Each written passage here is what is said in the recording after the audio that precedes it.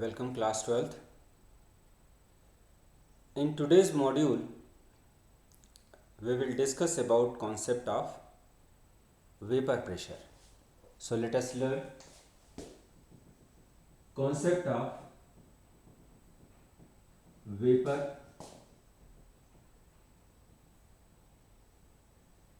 pressure.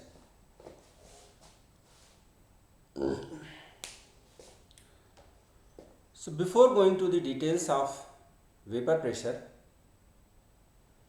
first we need to understand two phenomena which are called as evaporation and condensation. Evaporation is a process in which any liquid spontaneously converts to its vapor phase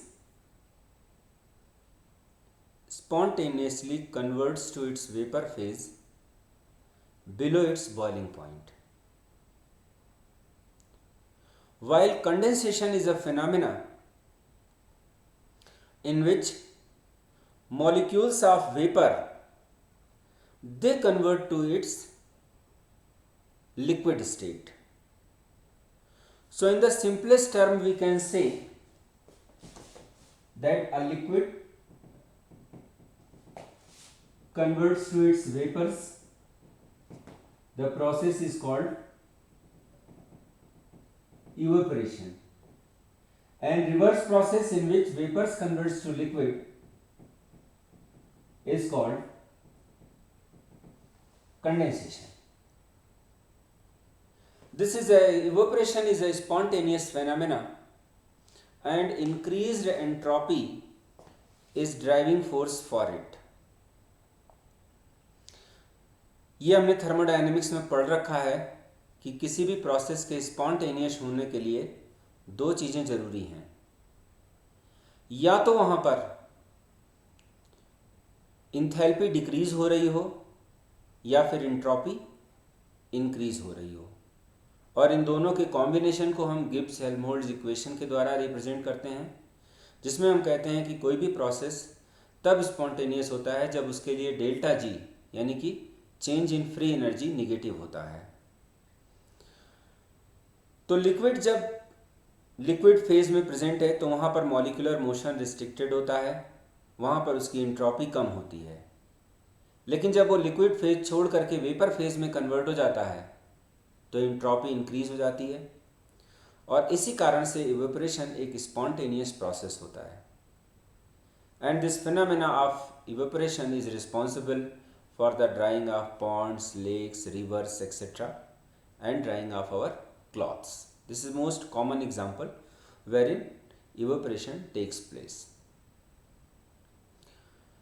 So evaporation is a process in which a liquid converts to its vapor phase spontaneously below its boiling point, while condensation is a process in which vapors they get converted to their liquid state.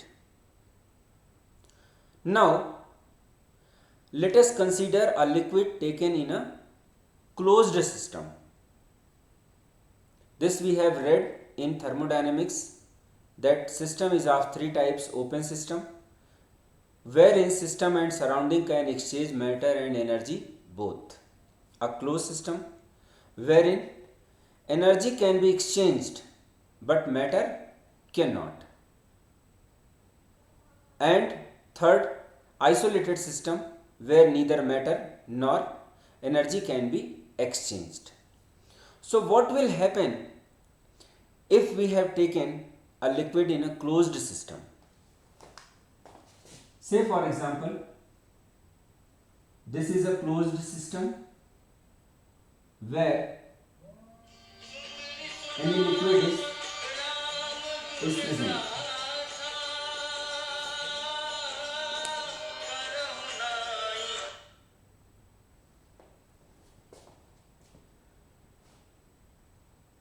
So what will happen? At first evaporation will start. liquid changes its position to its vapor phase.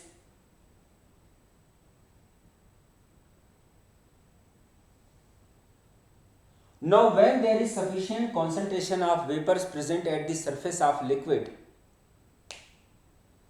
these molecules they collide with each other. Some of them will lose their energies and they will again come in the liquid state. So there is one phenomena in which liquid converts to its vapor phase, that is evaporation, and in another phenomena vapors they convert to their liquid phase, that is condensation, also takes place.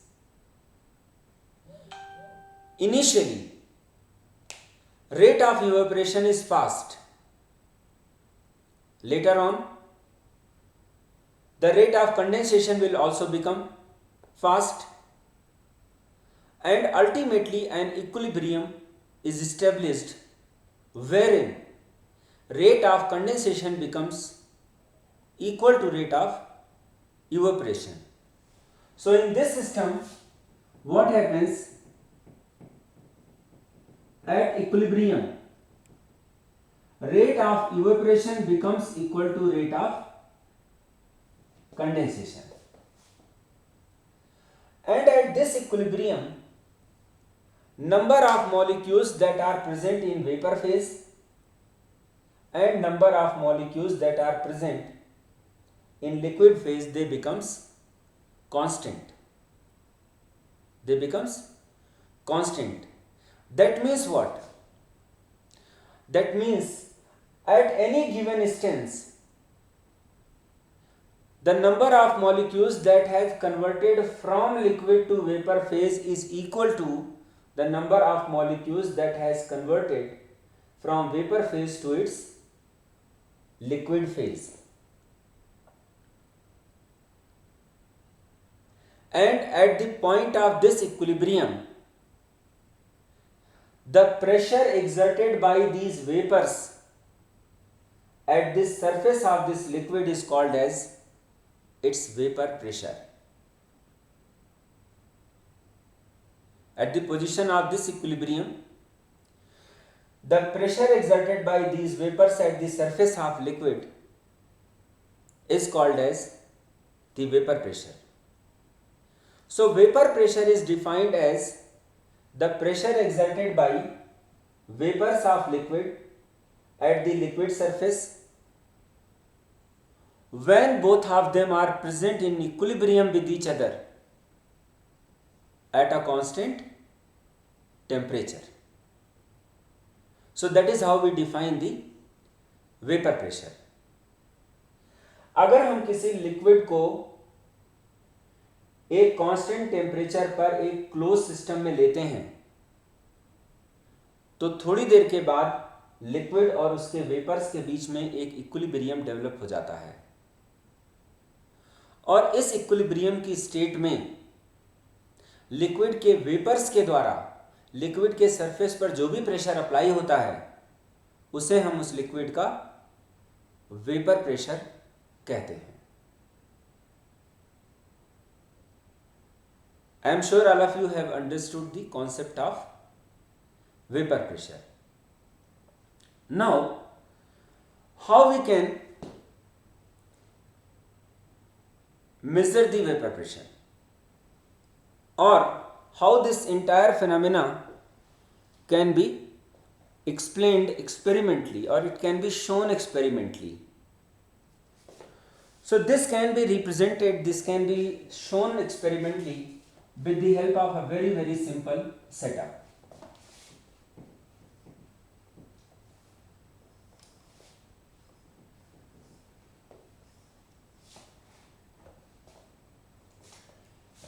Let us take a closed system placed in thermostat at constant temperature. Now one part of it is attached to a manometer, a device that is used to measure pressure. And here liquid is placed,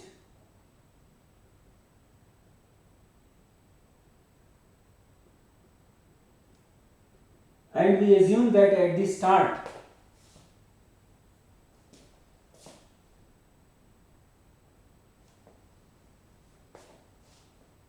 evaporation is not taking place, so there are no vapors at t is equal to 0. Time, this t here represents time, it's not temperature. Temperature is constant in this experiment. Now what will happen? With the passage of time, evaporation will start and liquid start changing to its vapor phase by the process of evaporation, and concentration of vapors will start increasing at this point, and because of which the mercury in the manometer will rise. Simple है, जैसे जैसे evaporation होगा यहाँ पर vapours बढ़ेंगे, vapours बढ़ेंगे तो यहाँ पर प्रेशर भी बढ़ेगा, और इस प्रेशर की इन्फ्लुएंस में ये मरकरी ऊपर की तरफ जाएगा. And once sufficient amount of vapors has been collected here, the molecules of vapor, they will start colliding with each other.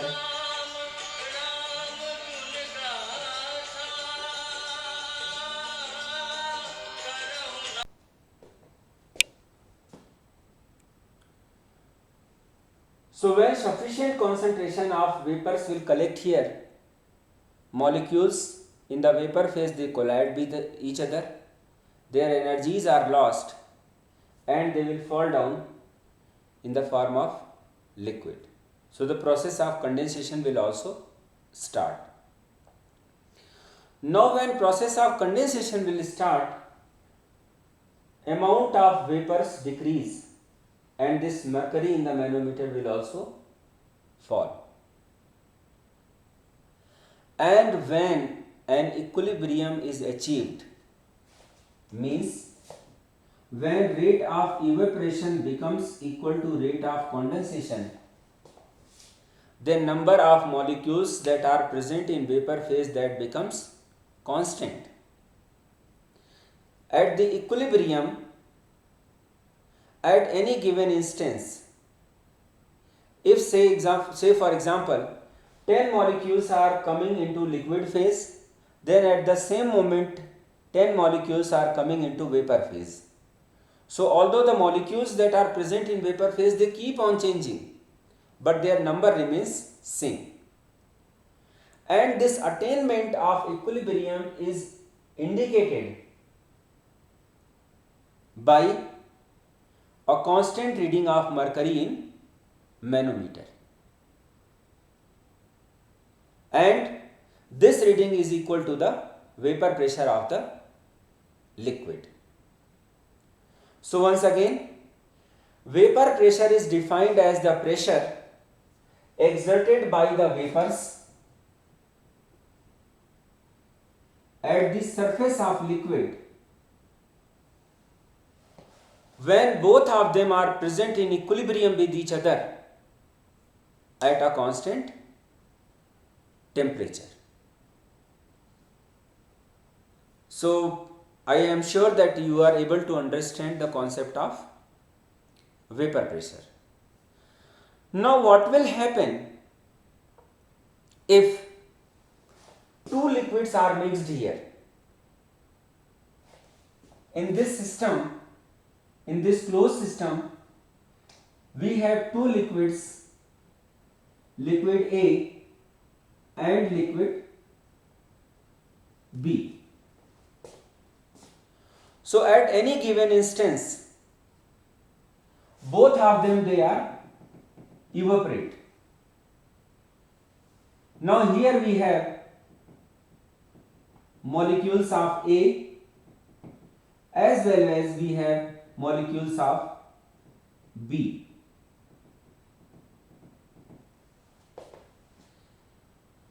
Then the pressure exerted by molecules of A is represented by partial pressure of A, while pressure exerted by molecules of B is represented by partial pressure of B, and total vapor pressure is given by sum of PA plus PB.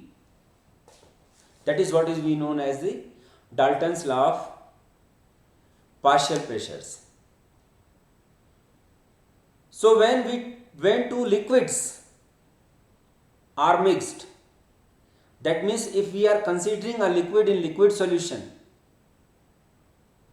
where both the components are volatile, or we are considering a gas in liquid solution where both the components are volatile, then at any given instance both components of solution, they will evaporate, they will change into their vapor phase, and they will exert their individual partial pressures at the surface of liquid, and total pressure is given by sum of their partial pressures. But what happens when a non-volatile component is added to a liquid solvent?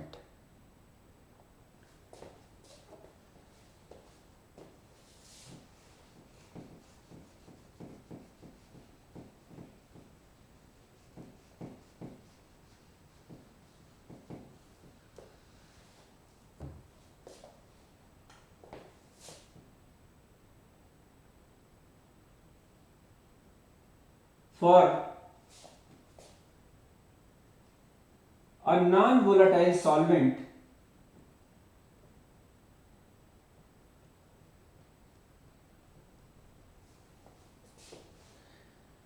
vapor pressure of solution is always found lower than that of vapor pressure of pure solvent. Say for example, this is pure solvent having a vapor pressure of P naught. Now a non-volatile solute is added. A non-volatile solute is added and a solution is formed with vapor pressure represented as PS. So in this case it is observed that PS is always less in comparison to P naught. Means vapor pressure of solution is less than vapor pressure of pure solvent, and this difference delta P is given by P naught minus PS, and this is called as lowering of vapor pressure.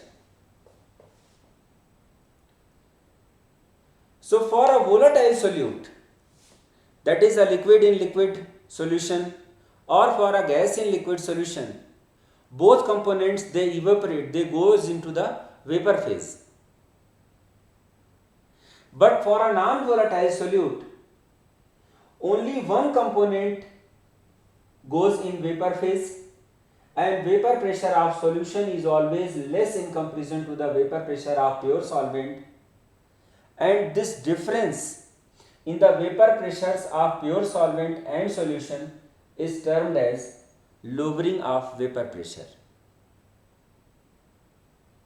And why this lowering in vapor pressure is observed? Say for example, when we have only pure solvent, then this is the surface from which this evaporation takes place. Pure solvent, ये हम पहले ही पढ़ चुके हैं कि evaporation एक surface phenomena होता है. Molecules that are present at the upper part of liquid, only they leave the bulk of liquid and they goes into the vapor phase. So once we have taken pure solvent, this entire area which is available for evaporation has got only molecules of solvent. Now what happens? We have added a non-volatile solute to it and a solution is formed. Now particles of solute they are also present at the surface, which are non-volatile, means they will not convert into the vapor phase. So because of presence of these non-volatile solute particles at the surface of solvent, total surface area available for the evaporation of solvent particles is decreased. Total area available for the evaporation of solvent particles is decreased. Thereby, number of molecules that are present in vapor phase they also decreases, and vapor pressure also decreases, because pressure is what? Force applied by molecules per unit area. So if the number of molecules are less, force applied by them is also less, or in other words we say that vapor pressure itself is less. So that is how addition of a non-volatile solute causes lowering of vapor pressure.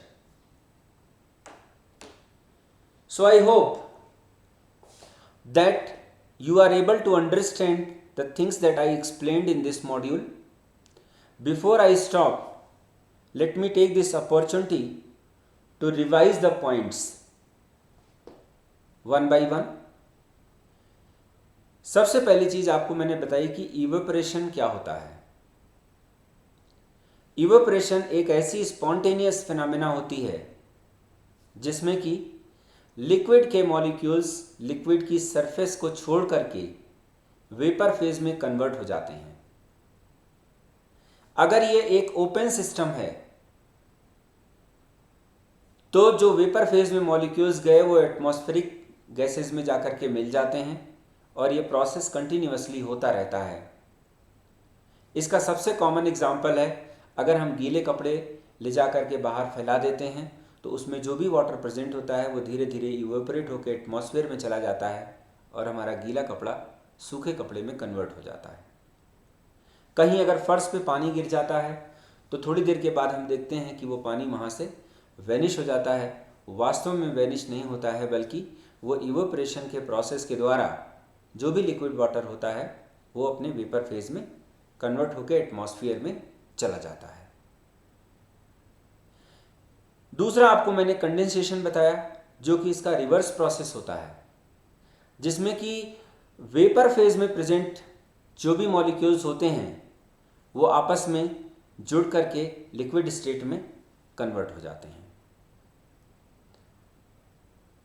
अगर ये दोनों ही process open systems में होते रहते हैं तब वहाँ पर हमें किसी भी तरह का कोई चेंज ऑब्जर्व नहीं होता है. लेकिन अगर हम किसी लिक्विड को एक क्लोज सिस्टम में रख देते हैं तब वहाँ पर ये दोनों ही प्रोसेस इवेपोरेशन और कंडेंसेशन साइड बाय साइड एक ही समय पर होते रहते हैं और एक इक्विलिब्रियम इनके बीच में डेवलप हो जाता है, जहाँ की रेट ऑफ कंडेंसेशन और रेट ऑफ इवेपोरेशन एक दूसरे के बराबर हो जाते हैं. इस इक्विलिब्रियम की स्टेट में जबकि कंडेंसेशन और इवेपोरेशन दोनों प्रोसेस एक समान रेट से हो रहे हों, तब लिक्विड के वेपर्स के द्वारा लिक्विड की सरफेस पर जो भी फोर्स अप्लाई होता है उसे हम उस लिक्विड का वेपर प्रेशर कहते हैं. अगर हमारे पास एक सॉल्यूशन है जिसके दोनों कंपोनेंट्स वोलाटाइल हैं तो ऑब्वियस सी बात है कि सॉल्यूशन की स्टेट में वेपर फेज में जो मॉलिक्यूल्स प्रेजेंट होंगे उनकी संख्या ज़्यादा होगी और सॉल्यूशन का जो वेपर प्रेशर होगा वो प्योर सॉल्वेंट से थोड़ा ज़्यादा होगा. लेकिन अगर हमने एक प्योर सॉल्वेंट में एक नॉन वोलेटाइल सोल्यूट ऐड किया है, उस केस में सॉल्यूशन का वेपर प्रेशर हमेशा प्योर सॉल्वेंट के वेपर प्रेशर से कम होता है, और ये जो अंतर होता है इसे हम लोअरिंग ऑफ वेपर प्रेशर कहते हैं। जब हम एक प्योर सॉल्वेंट लेते हैं तो सॉल्वेंट की सरफेस पर सिर्फ और सिर्फ सॉल्वेंट के पार्टिकल्स प्रेजेंट होते हैं और वहां से वो इवेपोरेट होकर वेपर फेज में जाते हैं। लेकिन जब हम इसमें कोई नॉन वोलेटाइल सॉल्यूट ऐड कर देते हैं तो लिक्विड की सरफेस पर सॉल्यूट के पार्टिकल्स भी आ जाते हैं, जिसके कारण टोटल एरिया जो इवेपोरेशन के लिए अवेलेबल होता है वो रिड्यूस हो जाता है और सॉल्यूशन का वेपर प्रेशर जो होता है वो हमेशा प्योर सॉल्वेंट के वेपर प्रेशर से कम होता है। So this is all about concept of vapor pressure and how it changes qualitatively when two components are mixed to make a solution. Thank you.